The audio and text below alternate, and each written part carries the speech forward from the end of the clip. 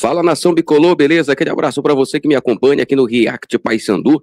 Seja muito bem-vindo a mais um vídeo aqui no nosso canal. Se você é torcedor do Paysandu, se você torce para o maior do Norte, o maior campeão da Amazônia, o bicolor paraense, vem com a gente que a gente vai deixar aí as melhores reações. A gente fez um corte aí bacana para você acompanhar e a gente vai deixar a pergunta aí que foi perguntado no programa Os Donos da Bola Pará. O Paysandu se vencer é zebra? Para mim não. Para mim não. Sinceramente não. Isso não é zebra, rapaziada. Não é zebra. E eu vou deixar para vocês aí esse corte e vocês tirem a própria conclusão de vocês.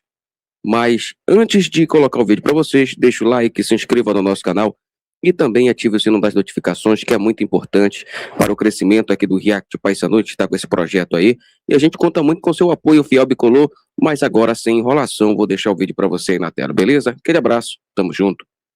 Desempate, se a gente for falar de Série C, né?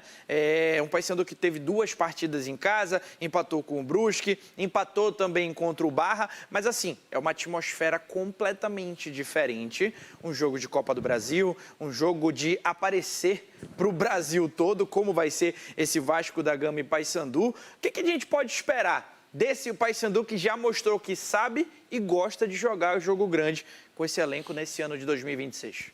Pois é, eu te confesso que o Saulo ali na Rádio Clube, antes do jogo contra o Barra ainda, perguntou se eu tivesse ali à frente da equipe, como iria escalar nessa aula. A gente falou sobre um time mesclado, né, quantos porcentos e por aí vai. Eu imaginei que o Paysandu até iria poupar alguns jogadores pontuais. Contra né? o Barra. Talvez similar à última escalação, pensando na partida contra o Vasco, que vai exigir um pouco mais. Agora, fazendo uma rápida pesquisa, pegando os últimos 6 jogos aí do Vasco da Gama, apenas no jogo contra o São Paulo, né, levando em consideração que tivemos empate também, o Vasco não saiu à frente no placar.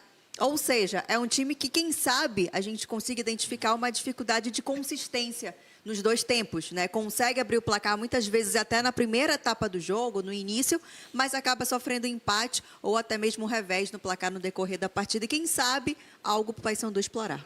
Olha, o Paysandu pode explorar essa fragilidade, essa falta de consistência do Vasco, que é um time em formação, claro, num outro contexto de Sul-Americana, de Série A, rodou o elenco aí há cerca de 2 semanas, está com a força máxima em Belém, mas não sabemos como será essa escalação, se com 2, 3 ou 4 mudanças. O Renato Gaúcho gosta muito de equilibrar essas forças, mas o Paysandu tem que ser o que a gente viu esse ano, né? Um time equilibrado, adiantando a marcação com responsabilidade, compactando os setores, com dinamismo, sabendo tratar a bola, entendendo o momento de se defender e trazendo o seu torcedor para dentro de campo, independentemente do clima, do horário adiantado, aí às 21h30 para frente, mas é um Paysandu que traz o torcedor sente aquela equipe dentro de campo, vai junto com os seus jogadores, apoia, vai, se for ali no intervalo ou no fim da partida, é uma decisão, é um jogo de Série A para o Paysandu, de vitrine,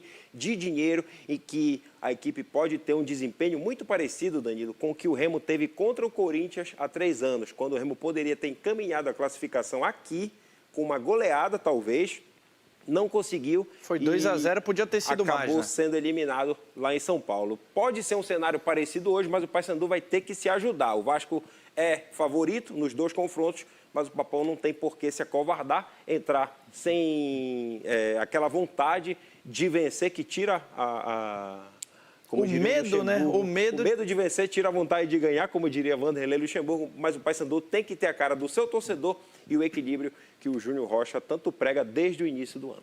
No início do programa a gente falou que o Vasco já esteve aqui em Belém enfrentando esse clube do Remo naquela tarde chuvosa, né, de sábado, jogo que termina em 1-1. Aquela partida ali, ela traz algum tipo de reflexão sobre o que o Paysandu pode fazer? O Saulo falou que foi um Vasco que se adaptou ao gramado naquele momento de muita chuva. A gente já falou que é um Vasco que está no momento ali de transição com o Renato Gaúcho. Mas o que dá para o Paysandu aproveitar? Qual seria a postura do Paysandu? O Saulo já falou num Paysandu marcando saída de bola. Um Paysandu propositivo, a gente pode pensar nisso, ou um Paysandu casinha fechada, jogando ali numa possibilidade de contra-ataque, porque vamos lá, a gente também está falando de realidade diferente, de investimento diferente, elenco diferente. Remo e Vasco, Paysandu e Vasco. Como é que tu imagina esse confronto de hoje à noite, levando em consideração esse cenário? São realidades diferentes, mas já vimos aí jogos do Paysandu em que era cogitado o Paysandu ser reativo e o Papão fazendo pressão na saída de bola, como fez nos outros jogos. Mas o Paysandu já foi reativo esse ano?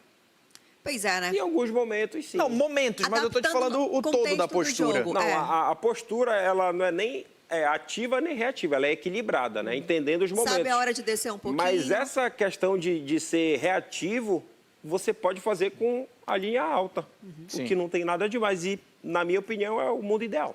E a característica do time que o Júnior Rocha vem adotando, né? Então, não iria me surpreender, mesmo por todas as diferenças que foram citadas aqui, Saulo, ver um Paysandu com a característica dos outros jogos, né? Fazendo pressão na saída de bola, subindo linha. Agora, ontem falamos também sobre todo mundo correr dentro de campo, né? Voltar para marcar.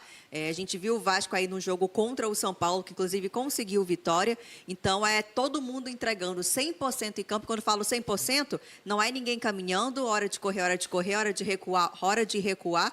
E acredito que um jogo mais equilibrado, né? Tentar buscar fazer um jogo equilibrado, buscar uma consistência em primeiro e segundo tempo, saber ser reativo, saber a hora de avançar um pouco mais. Como eu falei, o Vasco tem esse histórico aí de abrir o placar, mas não conseguir segurar. Então, quem sabe explorar esses defeitos, essas limitações. E assim, Danilo, a questão da linha alta, de você abafar a saída do seu adversário, pode ser o melhor toque de bola do mundo, Liane. Eles vão ter alguma dificuldade, principalmente se for nesse contexto de Série A com Série C. Ou seja, se o Paysandu fizer isso com inteligência, com responsabilidade, ele vai induzir o Vasco ao erro. E esses erros podem ser fatais para o Paysandu. Talvez abrir o placar e ter um cenário ali até para tocar mais a bola e desgastar o adversário, se poupando já visando a Série C. A gente está falando de jogo de Copa, né? É bom que se diga isso. Então, até a mentalidade do atleta, quando ele entra em campo, é uma mentalidade diferente de uma competição de pontos corridos, como que a gente estava vendo da Série C.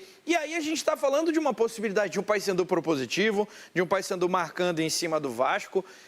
Vocês consideram que, caso, sei lá, aconteça o que a gente está desenhando de possibilidade de sim o Paysandu bater de frente com esse Vasco, o Paysandu seria uma zebra para cima do Vasco? No confronto dos 200 minutos, sim. Hoje, talvez, num primeiro tempo fulminante do Paysandu e preguiçoso do Vasco, não. Mas, no geral, sim. Se a gente pegar a tabela como um todo de todos os participantes, né, quem chega com favoritismo, obviamente, é o Vasco, até pelo resultado contra o São Paulo. Mas, como eu falei, a gente consegue fazer adaptações, né, aqui, até porque é algo, Saulo, que eu acho, a gente estava falando sobre essa pressão e por aí vai. O Saulo e eu, a gente só se fala quando é jogo, né? Então, falando de debate, em alguns momentos a gente falou sobre a pressão, né? A gente fala muito sobre a linha alta, pensando ali os atacantes isolados, mas tu pode ter um bloco médio, né, ali compacto, jogando um pouco mais avançado, sem, obviamente, deixar espaços para contra-ataque ou buscar ocupar esses espaços, e aí tu não te expõe tanto, mas tu consegues fazer uma pressão que é, como eu falei, a característica que eu acho que o Paysandu não vai abrir mão de ter. É isso, é você entender os momentos da partida, né? Não é porque é o Vasco o favorito que eu vou ficar todo atrás. Se eu puder subir meu bloco, eu subo. Quando for para recuar, eu recuo. E às vezes você tem posse de bola do meio para trás e não cria nada. E em outros momentos sobe a linha, consegue fazer um abafa ali, chega com intensidade, acha um gol, faz dois, traz o seu torcedor para dentro do campo e já encaminha uma classificação. O Vasco é favorito, o Paysandu tem chances razoáveis e o jogo é jogado dentro de campo. Sem querer...